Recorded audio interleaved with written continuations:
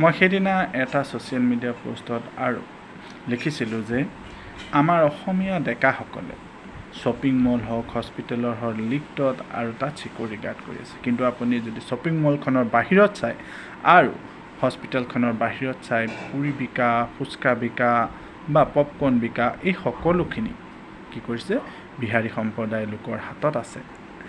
তেওঁলোকৰ monthly income আমাৰ এজন চিকিউৰিটি গাৰ্ডতকৈ যথেষ্ট বেছি হয়। মই তেওঁলোকক আহ্বান কৰিছিলোঁ, আমাৰ চিকিউৰিটি গাৰ্ডসকলৰ যিসকল ল'ৰা জড়িত হৈ আছে তেওঁলোকে অলপ লাজ মান কাটি কৰি এই যদি ক্ষুদ্ৰ ব্যৱসায়বোৰ ধৰে, তেওঁলোকৰ যি 10-12 হাজাৰ টকা মন্থলি ইনকাম কৰিছে তাতকৈ তেওঁলোকে 3 গুণ 4 গুণ বেছি ইনকাম কৰিব। এজন বিহাৰী সম্প্ৰদায়ৰ ফুচকাৱালা সুধিবচোন, তেওঁলোকে মন্থলি ইনকাম 70,000 পৰা 80,000 টকা।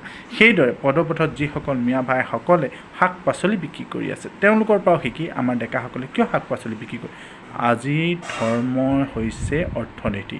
আমি যদি নিজেই আমাৰ অৰ্থনীতিটো ধৰি ৰাখিব নোৱাৰোঁ তেতিয়াহ'লে অসমীয়া জাতিটো কেতিয়াও নাথাকিব। আৰু সেইবাবেই আমি অকল ৰাজপথত পদপথত চিঞৰি থাকিলেই নহ'ব, আমি আমাৰ ৰাজপথ পদপথৰ সংগ্ৰামৰ লগত আমি এই অৰ্থনৈতিক সংগ্ৰামটো একেলগ কৰিব লাগিব। জয় জগন্নাথ।